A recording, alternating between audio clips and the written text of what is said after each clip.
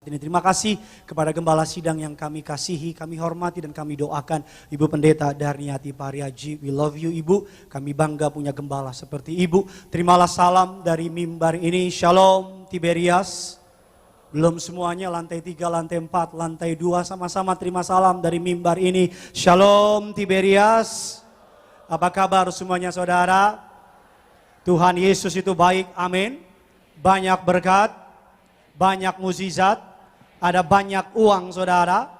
Saya boleh melihat tangan-tangan yang bangga punya Tuhan Yesus. Bisa lambaikan tangan saudara. Kita berikan tepuk tangan dulu yang luar biasa bagi Tuhan kita. Kalau saudara nggak keberatan boleh kasih tos kiri kanan saudara. Kasih senyum yang terbaik. Bilang saya senang duduk di samping kamu. Ayo bilang saudara. Bilang sama yang baru ngomong. Bilang saudara. Mari sama-sama kita akan belajar kebenaran firman Tuhan. Saya tahu selama serial khotbah ini ada banyak orang yang bilang, aduh Pak, tema khotbahnya berat banget. Kita banyak belajar tentang iblis, metodenya dan caranya. 2 seri belakangan ini kita akan belajar bagaimana Tuhan membebaskan dan melepaskan kita. Saudara siap diberkati? Yang siap diberkati sekali lagi dong kasih kemuliaan bagi Tuhan kita. Tema khotbah pada hari ini bisa tolong ditampilkan, a wounded warrior, atau pahlawan atau pejuang yang terluka. Sama-sama bilang sama saya, hidup ini adalah peperangan. Sama-sama bilang sama saya, ada peperangan yang harus saya lakuin. Amin saudara. Tahukah saudara bahwa iblis akan melakukan willing do anything untuk ngancurin saudara, untuk sikat saudara. Oleh karena itu Alkitab katakan kenakanlah perlengkapan peperangan dari surga agar kita kuat bertahan sampai pada waktunya. Kita akan belajar firman Allah, Injil Lukas 4 ayatnya yang ke-16, 17 sampai dengan ayatnya yang ke-21. Lukas 4 16, 17 sampai dengan ke-21. Kita baca bergantian atau bersaut-sautan. Saya baca ayat yang ke-16, saudara 17, demikian seterusnya. Yang sudah di sana, sama-sama dengan saya katakan, saya pasti diberkati. Lalu ia datang ke Nazaret tempat ia dibesarkan, dan menurut kebiasaan pada hari Sabat ia masuk ke rumah ibadat, lalu berdiri hendak membaca dari Alkitab. 17 saudara.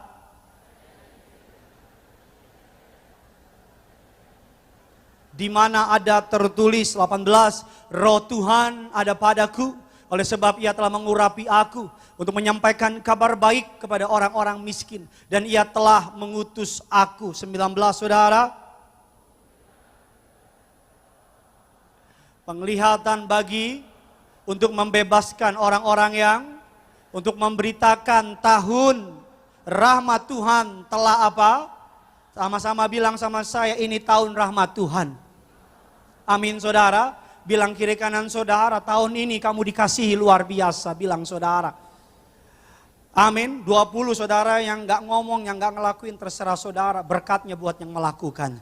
Kemudian ia menutup kitab itu, memberikannya kepada pejabat, lalu duduk, dan mata semua orang dalam rumah ibadat itu tertuju kepadanya. 21 sama-sama kita baca, Gading Nias 3, 2, ya. Lalu katanya pada hari ini apa?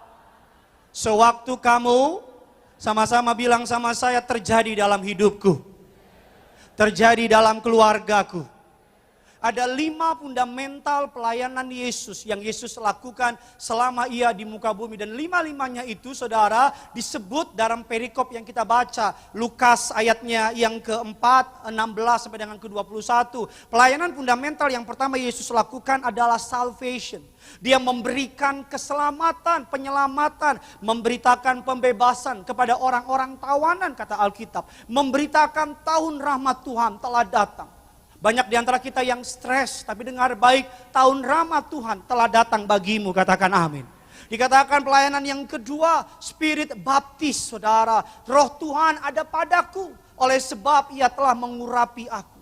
Ketika Yesus datang ke dunia dan ketika dia naik ke surga, dia memberikan rohnya yang kudus. Roh yang memampukan Yesus melakukan banyak mukjizat itu, Tuhan plug in, Tuhan install dalam setiap jemaat Tuhan di tempat ini, katakan amin. Sama-sama pegang dadamu, bilang ikuti saya dalam nama Yesus. Roh Kudus yang dahsyat itu tinggal di dalam hidupku. Yang percaya katakan amin. Yang ketiga adalah healing, penglihatan bagi orang-orang buta. Sama-sama angkat tangan mengikuti saya dalam nama Yesus. Segala sakit penyakit Tuhan sembuhkan di atas kayu salib. Yang percaya kasih tepuk tangan buat Tuhan kita. Yang keempat adalah deliverance atau kebebasan atau kelepasan. Alkitab yang kita baca Lukas 4 membebaskan orang-orang yang tertindas. Hari ini kabar baik bagi jemaat Tuhan dimanapun saudara berada. Siapapun yang menindas saudara, apapun yang sedang menindas saudara, Tuhan memberi kelepasan hari ini. Katakan amin. Engkau dapat kelegaan, engkau dapat kebebasan. Yang kelima dikatakan emotional healing. Dalam kitab Yesaya dikatakan merawat orang-orang yang remuk hati. Merawat, memberitakan pembebasan kepada orang-orang yang tawanan. Dan kepada orang-orang yang terkurung, kelepasan dari penjara. Dari 5 pelayanan Yesus ini saya akan bahas 2. Bagaimana Yesus membebaskan kita. Yang pertama dikatakan Yesus datang untuk membebaskan kita dari broken hearted. Yesus datang untuk memulihkan, menyembuhkan orang-orang yang patah hati. Patah hati bukan dominasi anak muda. Patah hati yang saya maksud bukan putus cinta. Patah hati yang saya maksud bukan lagi sayang-sayangnya. Nikahnya sama yang lain. Memang jodoh di tangan Tuhan, tapi tukang tikung di mana-mana. Patah hati yang saya maksud dalam bahasa in Greek, saudara. Bahasa Yunani kata patah hati, broken heart, 2 kalimat. Yang pertama adalah suntribo. Suntribo artinya to crush completely. Hancur sehancur-hancurnya. To shatter. Pecah belah. Berpecah, berkeping-keping. Kata hati dalam bahasa Yunani menggunakan kalimat kardia. Dari kata kardia muncul kardiologi. Dokter. Kan kardiologi dokter apa? Nih saya yang terlalu semangat apa saudara yang lemes sih saudara sih? Bilang kiri kanan, woi semangat woi. Kurang teriak, woi. Amin. Hancur hati, patah hati, berkeping-keping kayak lagu mama saya. Hatiku hancur mengenang di kau, berkeping-keping jadinya. Makanya dari kalimat suntribo kardia artinya broken hearted. That's why Alkitab bilang kata hati kardia adalah pusat pikiran, pusat mimpi, pusat pengharapan, pusat moral. That's why Alkitab katakan jagalah hatimu dengan segala kewaspadaan. Karena iblis tahu. Iblis pengen apa? Kita hancur berkeping-keping. Iblis pengen apa? Hati kita broken. Ada pria kecewa sama wanita. Karena hancur hati, dia gak lagi pacaran sama wanita. Pacaran sama pria. Ya saudara boleh ketawa, tapi this is true. Ini kenyataan. Ada wanita DM saya, Pak, semua laki-laki buaya, enak aja. Amin laki-laki? Tidak semua buaya itu laki-laki, ada juga perempuan. Saya mau bilang sama saudara, iblis mau bikin kita broken heart. Iblis mau kita merasa kecewa, hancur, berkeping-keping. Sehingga doa males. Sehingga ke gereja males. Sehingga nyembah males. Baca Alkitab males. Hidup benar males. Hidup bertobat males. Jadi berkat males. Kenapa? Karena kita udah kecewa dulu. Orang yang kecewa ada 5 cirinya. Ciri yang pertama, orang yang kecewa, biasanya orang kecewa karena mengalami penolakan, rejection, tertolak. Karena mungkin bukan orang kaya. Ada loh anak-anak tertolak sama papa mamanya. Ada, nggak di sini, di MOI. Karena udah tutup MOI, biar aman aja lah, udahlah. Ada loh orang kecewa, tertolak sama komunitasnya. Banyak anak-anak muda di tempat tongkrongan, kuasa penerimaan itu dahsyat loh. Kuasa penerimaan itu very powerful. Banyak anak muda willing to doing anything supaya diterima di komunitasnya. Banyak anak muda sebenarnya gak suka ngerokok, tapi ngerokok. Cuman takut dikatain banci lo. Gak ngerokok lo. Padahal semua banci ngerokok. Saya pernah pelayanan di orang-orang waria dan sebagainya udah pada bertobat. Di daerah Mogok itu. MC-nya bilang, Tuhan Yesus baik. Dijawab, ember. Saya bilang, wow. Ember. Ya. Ada 5 efeknya.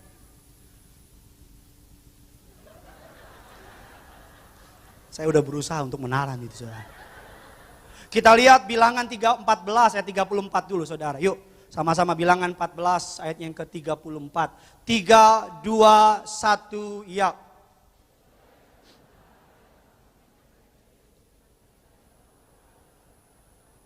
Jadi 40 tahun lamanya kamu harus apa?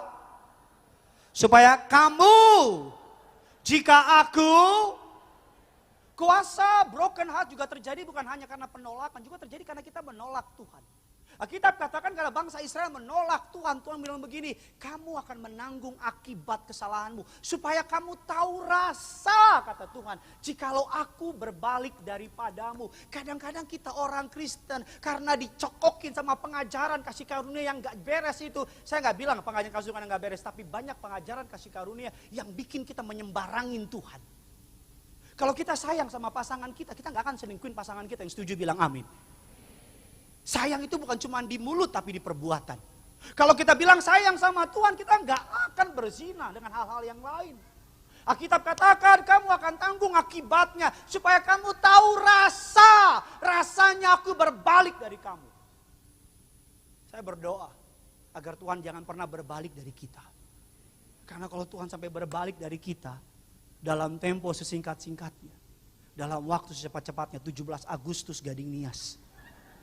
Beres. Bilang kiri kanan saudara, kalau Tuhan berbalik selesai kamu. Amin. Apa selesai. Yang pertama, ciri orang yang mengalami broken heart atau hati hancur. Alkitab katakan yang pertama adalah dia akan memiliki yang namanya anger atau amarah. Pokoknya kayak apa ya? Kayak kompor meleduk yang berjalan. Dikit-dikit marah. Suaminya pulang, saudara. Habis dari kantor pulang telat. Padahal istri nanya baik-baik. Nanyanya pelan-pelan, sopan-sopan. Pak, kok tumben telat? Apa?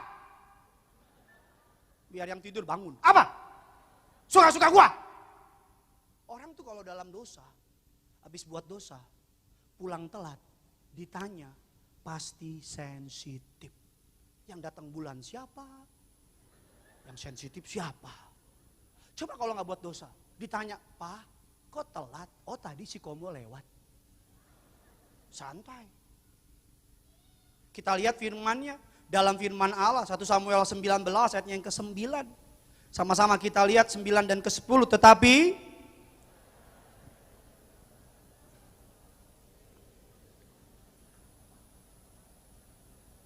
ayatnya yang ke-10, kasih keras suaramu lalu. Tetapi Daud apa? Sehingga Saul mengenai dinding dengan, sesudah itu Daud apa? Dan luputlah ia pada, Alkitab katakan di ayat yang ke-9, kalau kita nggak ngerti Alkitab kita akan bingung. Tetapi roh jahat yang daripada Tuhan hingga pada Saul. Banyak orang bilang, oh berarti Tuhan bisa kasih roh jahat. No, maksud dari ayat ini. Karena Saul nggak taat sama Tuhan. Karena dalam peperangan Saul membakar korban bakaran yang bukan haknya dia. Itu haknya Samuel sebagai imam. Karena Saul memberontak terhadap Allah, maka roh jahat bisa datang. Setiap kali orang percaya memberontak terhadap Allah, maka orang percaya itu sedang membuka pintu untuk iblis masuk. Untuk iblis masuk. Setiap kali orang percaya melawan kehendak Tuhan, maka iblis melihat pintu masuk. Yang pertama adalah anger. Orang yang hidup dalam dosa pasti gampang marah. Dikit-dikit marah. Kucing meong marah dia. Apa lo kucing meong-meong? Darah tinggi. Bilang kiri kanan saudara, jangan marah-marah mulu bilang. Bilang nanti stroke lo bilang. Amin. Gak apa-apa bu, ngomong sama suamimu depan pendeta aman. Yang kedua, cirinya apa? Insecure. Ngerasa gak layak, ngerasa gak pantas. Orang kalau jatuh dalam dosa pasti insecure. Saya ketemu jemaat di Surabaya, cantik, Chinese, cantik, anak muda, 14-15 tahun, cantik. Tapi di retret di Surabaya, saudara, baru angkat satu lagu. Bila hati terasa berat, tak seorang pun mengerti bebanku. Ku tanya Yesus, apa yang harus ku buat? Dia teriak, wah, wah, Kak tolong. Dia pegang rambutnya, dia pukulin badannya. Aku mau mati, aku mau mati. Dilihat saya lihat dia. Dia bilang, Kak tolong, tolong. Karena dosa, insecure.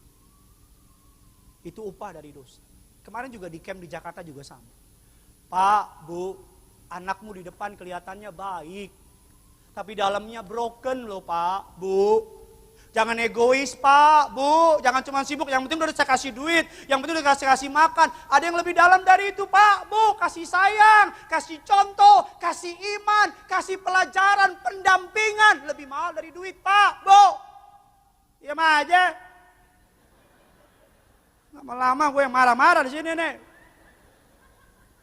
Iya, banyak anak muda di depan kita senyum-senyum, hehehe, di kamar nangis dia. Karena orang tuanya cuma bisa marah-marah doang sama dia. Zaman papa dulu, Pak, Bu, zaman papa cuma ada TVRI. Kalau ada berita Menteri Penerangan, Harmoko muncul, semua Harmoko. Bapak Menteri Penerangan yang terhormat, Haji Harmoko. Streaming biar aman. Iya, zaman anak sekarang, ampun. Instagram belum habis, sudah ada tweet. Apa itu tweet? Apalah ini tweet saya bilang ini. Pak bikin tweet dong, apalagi tweet yang saya tahu. Trik. Insecure. Gampang insecure. Makanya di balik senyum anakmu kasih waktu. Sekali-sekali nak jalan yuk. Kemana? Mall Gading, belanja, muterin mall aja. Siapa yang bayar? Ya kamu lah. Ya. Anak saya masih 5 tahun. Tanya istri saya. Saya suka ngajak ngopi bareng. Dia kopinya tentu Milo. Duduk bareng, saya tanya, gini gimana kabarnya? Baik papa. Lagi ngapain? Lagi begini. Baru 5 tahun. Saya kalau amin Tuhan izinkan. Saya mau terus lakukan itu pribadi sama dia. Saya mau ajak dia. Ngobrol berdua. Ajak ngomong anakmu. Kasihan lihat camp kemarin. Kasihan. Untung aja Kak Argo, youth leader Bonerges, meluangkan waktunya bikin acara camp yang luar biasa. Banyak anak muda dilawat Tuhan. Banyak anak muda yang nangis sampai peluk kakinya, dipeluk begini. Itu kalau udah nangis kayak begitu, udah sakit banget dia itu. Kemana orang tuanya? Kemana? Jawab dong. Amin.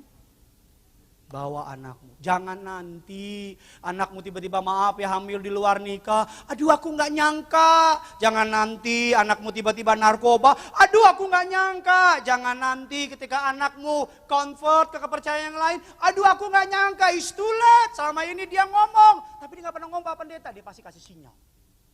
Pasti dikasih sinyal. Tinggal orang tuanya mau rendah hati gak tangkap sinyalnya. Pasti anakmu kasih tiba-tiba makannya nambah. Tiba-tiba 2 piring, 3 piring.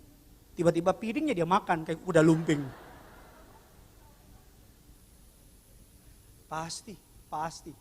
Tinggal orang tua mau duduk dan lihat. Ambil waktu dan bilang, hey son, what's going on? Gak ada apa-apa Pak. Ngomong sama papa. Gak ada apa-apa. Aku papamu. Cerita sama papa. Saya jamin. Bapak. Kadang-kadang gak usah ngomong. Cuman dengerin aja. Karena kuasa kehadiran itu penting daripada cuman kuasa duit. Kehadiran. Makanya generasi sekarang generasi fatherless. Generasi yang gak dididik sama papa mamanya dengan baik. Anak-anak muda, Kalau engkau punya masalah, jangan lari ke dunia. Lari ke gereja. Tiap Sabtu ada Bonerges. Jam 5 ada Bonerges di Sarbini. Masih kurang, saudara hubungi para hamba Tuhan. Di nomor telepon di bawah ini. Hubungi, DM, telepon. Banyak anak muda sekarang jadi LGBT. Banyak perempuan jadi lesbian, banyak laki-laki jadi homoseksual. Tuhan saksi perkataan saya, dusta apa tidak. Gak habis-habis HP saya, balesin mereka satu-satu. Gak habis-habis. Sampai saya lihat beberapa profile picture mereka, saya kaget. Penampilannya di luar, semua fotonya ayat firman. Ayat firman, Tuhan adalah gembalaku yang baik. Takkan kekurangan aku. Sedap. Banyak orang di luarnya rapi. Di sininya broken. Hancur.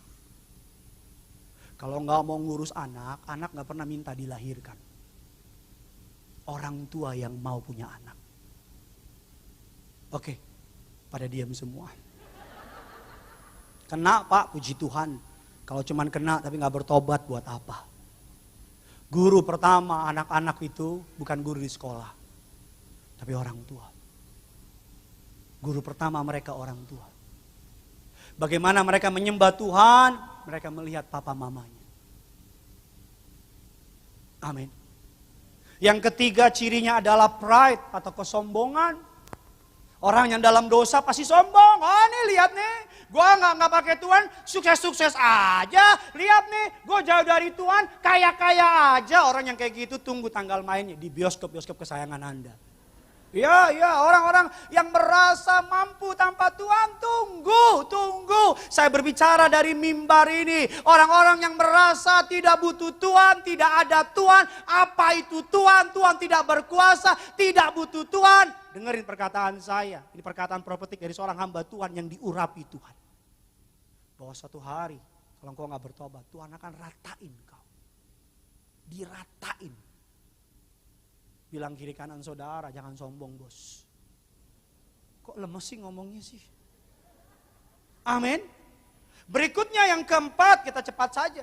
Apalagi cirinya orang yang broken heart, yang jauh dari Tuhan. Yang keempat adalah being easily offended. Gampang tersinggung. Itu cirinya. Gampang tersinggung. Ada orang ngomong di pojok, lu ngomongin gue ya? Lu siapa Bambang? Saya pernah khotbah, ayo para suami, hidup yang benar, ada jemaat tunggu di depan. Bapak ngomongin saya, lu siapa? Ngapain gue ngomongin lu? Lu David Beckham? Halo? Kalau ada orang-orang yang gampang tersinggung, ini biasanya bapak-bapak. Maaf Pak, kita friend. Jangan marah. Minggu depan datang lagi Pak. Bilang kiri kanan, jangan gampang tersinggung. Bilang ayo colek, kalau perlu sikat tulang rusuknya. Cirinya gampang tersinggung. Gak bisa orang salah dikit, anak salah, marah. Istri salah, marah. Pelayan salah, marah. Pendeta telat, marah. MC bilang masih kuat muji Tuhan, gak kuat. Apa lo? Gampang tersinggung. Jemaat kesaksian sama saya. Mobilnya disalib sama orang. Bukan di Golgota ya. Mobilnya disalib, set. Mobilnya disalib. Wah, turun. Biasa kan laki-laki sok jagoan.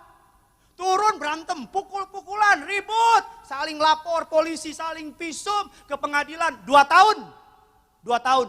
Bolak-balik pengadilan, bolak-balik pengacara, nggak sedikit uang yang habis. Waktu 2 tahun dibilang, Pak saya nyesel. Tahu gitu ketika mobil saya disalib, saya biarin Pak. Ngapain sih? Karena mobil disalib marah-marah, memang lomba masuk surga. Halo?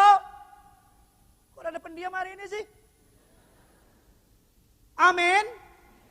Saya pelayanan di MOI itu, tim saya saksinya tuh, masih pada hidup. Mobil saya naik mobil buru-buru ke MOI. Ya kan, nabrak, dang ke depan. Wih, orang itu marah-marah. Wah. Saya lihat tim saya nggak bisa nanganin. Saya turun dong sebagai kakak rohani yang baik.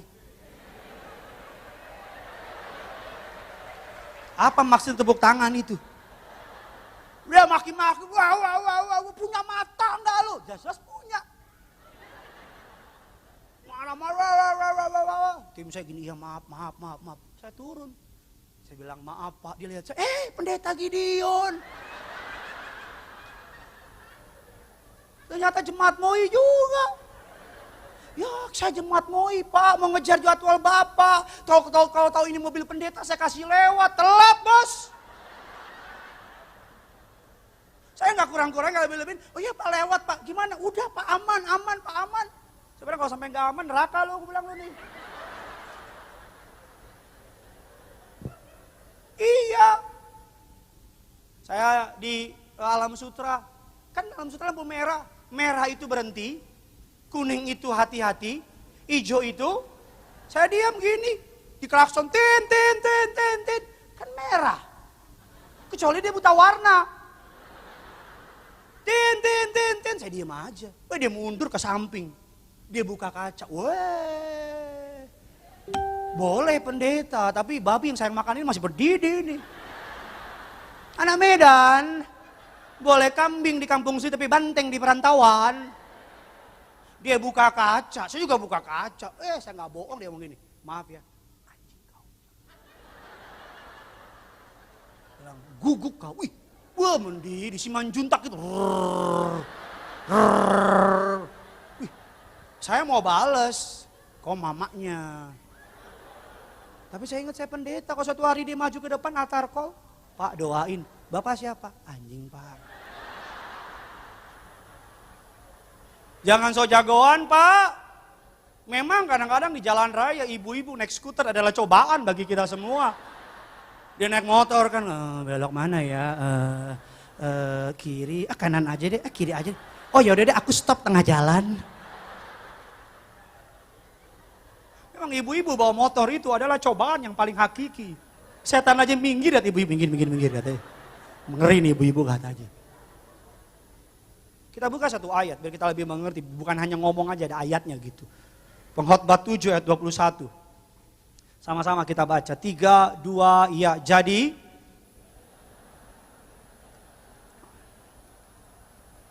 supaya engkau tidak mendengar pelayanmu apa? Karena hatimu tahu bahwa engkau juga kerap kali apa? Mengutuki orang lain. Maksud dari ayat gini, jangan kepo maksud dari ayat ini. Maksud dari ayat ini, gak usah dengerin omongan orang, udah deh. Saya belajar dalam pelayanan saya. Apa yang perlu saya dengar, Tuhan akan kasih saya dengar. Apa yang saya gak perlu dengar, Tuhan gak akan kasih saya dengar. Ada orang bilang, sini ngomongin lo. Saya bilang, oh ya udah. Lo gak mau denger, ngapain? Kotor-kotorin hati. Ngapain? Kotor-kotorin pikiran. Ngapain bikin kita hilang sukacita? Ngapain bikin kita kehilangan damai sejahtera? Kan gak mungkin dia ngomongin kita, isi Gideon rajin menabung, suka menolong. Namanya pasti Budi deh, gak mungkin. Tapi dia ngomongin lo parah. Saya gak mau denger. Banyak dari antara kita, udah tahu orang ngomongin kita cari tahu. Di gimana ngomongnya, nadanya gimana, kapan dia ngomong kurang ajar tuh orang.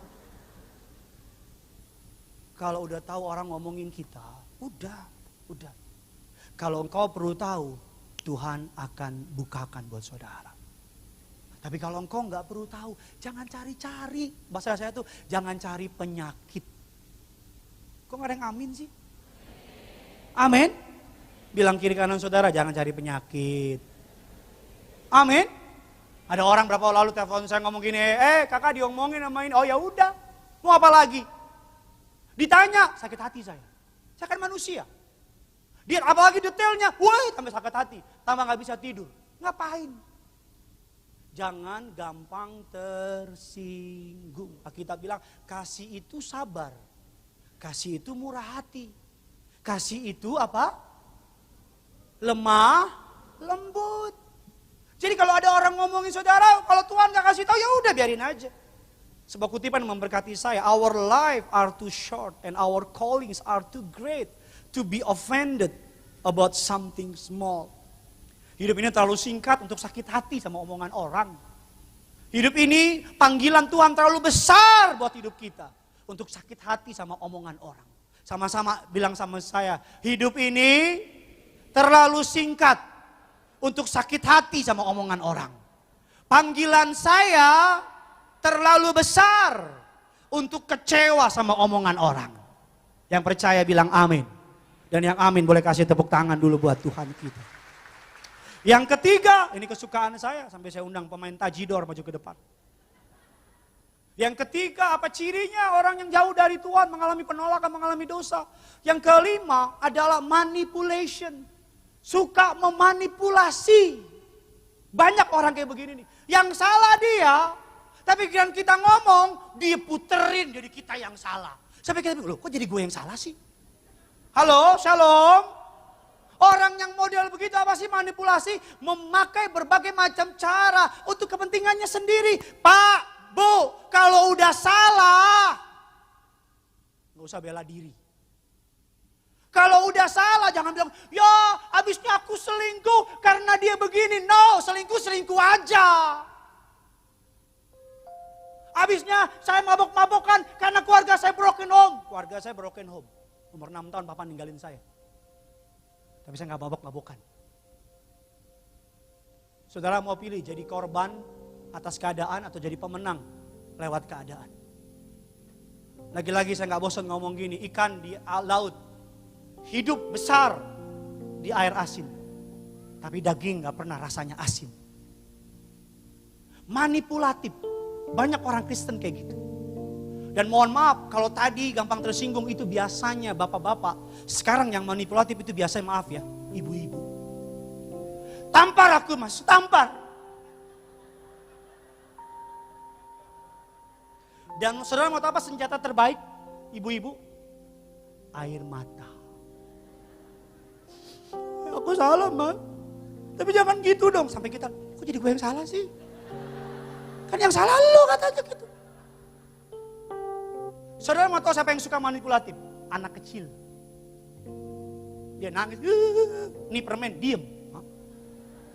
Anak saya yang paling kecil, Joey, kemarin malam saya gendong dia setengah jam, dia nangis, wah, lampu udah mati, Joey tidur, wah. Saya nyalain lampu, dia ketawa, hehehe. Saya bilang dari mana anak belajar, saya bilang ini. Masih kecil, jadi kalau ada ibu-ibu lagi nangis, Pak, kasih permen. Cup, jangan nangis lagi ya. Siapa di Alkitab yang paling manipulatif? Contoh manipulatif yang paling tepat di Alkitab. Mungkin saudara lupa kisahnya. Daud. Ingat ketika dia tidur dengan Batsheba? Suatu hari Batsheba WA dia. Iya di Alkitab saudara nggak ada, Alkitab saya ada. Dia WA Batsheba. Batsheba WA dia. Ut, lagi sibuk nggak Ut? Lagi di mana? Sama siapa? Semalam berbuat apa? Kamu di mana? Dengan siapa? Semalam berbuat apa? Kamu di mana? Sama siapa? Di sini ku menunggu. Yang pura-pura nggak tahu lah. Ut, lagi sibuk nggak? Dijawab sama Daud. Kenapa Beb? Batsheba bilang, Ut, I am pregnant, hamil. Daud jawab, OMG. Oh my God. Langsung Daud mulai manipulatif. Jangan pikir orang dekat Tuhan gak bisa manipulatif. Daud ngapain? Panggil Uria. Ciri orang manipulatif pertama pura-pura peduli. Dia bilang sama Uria, gimana keadaan medan perang? Gimana keadaan pasukan? Baik-baik saja. Uria bilang, demi hidup tuanku raja. Everything's good, everything's fine di medan peperangan. Daud bilang sama Uria, kembali ke rumahmu. Kamu udah capek berperang. Ciri orang kedua yang manipulatif apa? Ketika Uria pulang, Daud kirim hadiah. Ciri orang manipulatif kedua adalah pura-pura menghormati. Daud kirim kado ke Uria. Daud pikir Uria pulang. Kalau Daud Uria pulang, tidurin Batsheba, maka kalau Batsheba hamil, Daud aman. Manipulatif. Daud kaget karena Uria gak pulang. Duduk di depan istana raja Uria. Ngopi-ngopi, pesen Indomie pakai telur. Anak buahnya bilang gini, Tuanku Raja. Uria nggak pulang. Wih, Daud kaget. Ciri yang ketiga orang manipulatif apa? Kalau udah ketahuan, panik. Panik. Lihat deh. Orang kalau udah buat dosa, kalau udah ketahuan, wow. Panik. Daud langsung kirim surat ke panglima perangnya Yoab. Dear Yoab, kamu di mana?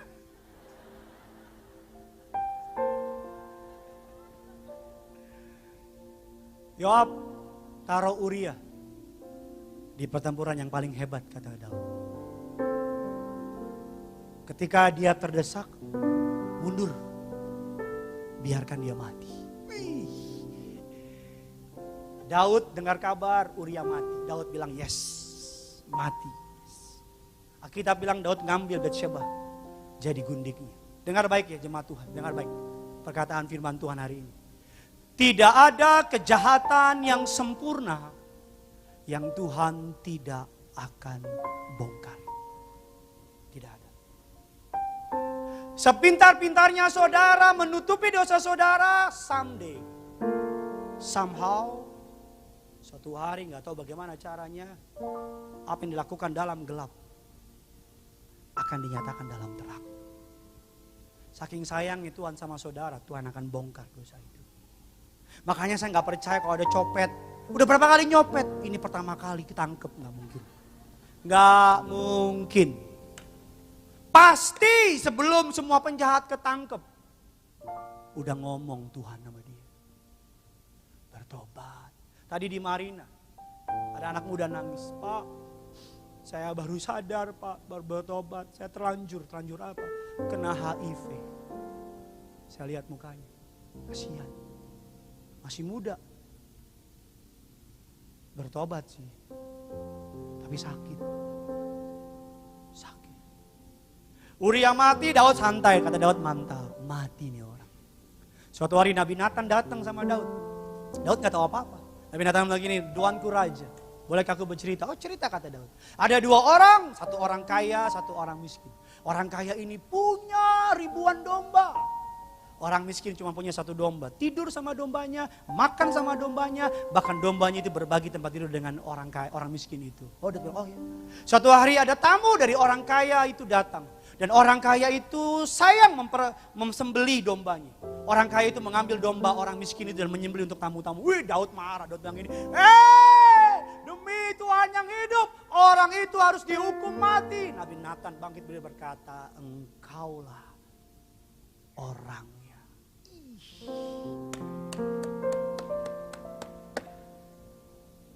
Saya suka respon Daud. Dia robek jubahnya. Dia bilang, sesungguhnya kepada Allah aku bersalah. Tapi Tuhan hukum dia juga kan. Dia minta supaya anaknya dengan Betsheba gak mati. Tuhan matiin. Jangan pernah berpikir upah dari dosa bukan maut. Dosa itu seperti kartu kredit. Belanja, la la la la la la la la la la, belanja, akhir bulan datang billing statement. Hah? Siapa yang belanja? Ya lu lah. Siapa lagi? Kalau buat dosa langsung dihajar, nggak ada orang buat dosa. Kalau selingkuh langsung ketahuan, nggak ada orang yang selingkuh. Makanya iblis membuat kita seakan-akan udah buat dosa aja, nggak ada hukuman. Saudara berbuat dosa dan tidak ada yang hukum bukan karena Tuhan nggak tahu. Tuhan sayang sama saudara. Tuhan tungguin, Tuhan kasih kesempatan untuk kita berbalik dari jalan kita yang jahat dan mengalami keselamatan yang datang dari Tuhan saja. Kok nggak ada yang amin sih? Nanti 12-14 Oktober ada retret Pasutri. Izinkan saya ngomong gini sama saudara. Banyak rumah tangga di luar kelihatannya happy, tapi di dalam berantem. Banyak rumah tangga, kalau saya itu pendeta yang kalau ibadah suka liatin jemaat nyembah. Istrinya nangis kejar, suaminya cuek aja. Banyak rumah tangga yang kalau di sosial media, rumah tangga terbaik 2023. Foto anak, foto apa, tapi dalamnya broken. 2022 menurut Badan Statistik Nasional angka perceraian di Indonesia per hari 1.500 pasang per hari. Buktikan omongan saya betul apa tidak. 1.500 pasang each day. Setiap hari. Satu hari, misal lagi khotbah nih hari ini nih. Setiap detiknya satu orang bercerai. Misal lagi ngomong nih, cerai orang. Aku cerai. Dan angka penyebab perceraian saya kira tadinya orang ketiga. Saya kira tadinya ekonomi. Saya kira seks. Ternyata penyebab pertama orang bercerai karena perselisihan yang terus menerus. Alias apa? Ribut. Pak, saya gak pernah ribut di rumah tangga, Pak. Tapi gak pernah ngomongan juga sih, Pak. Sama aja, Bambang. Hanya 150 pasang pesertanya. Ada peneguhan pernikahan, ada baptisan, ada konseling, daftar. Jangan cuma doa, Tuhan pulihkan rumah tanggaku. Doing something. Kalau badanmu sakit, jangan cuma doa, minum obat. Kalau ada penyakit yang menggerogoti rumah tanggamu, beresin. Beresin. Ikut retret Pak Sutri. Hanya untuk Pak Sutri. Yang belum menikah jangan coba-coba.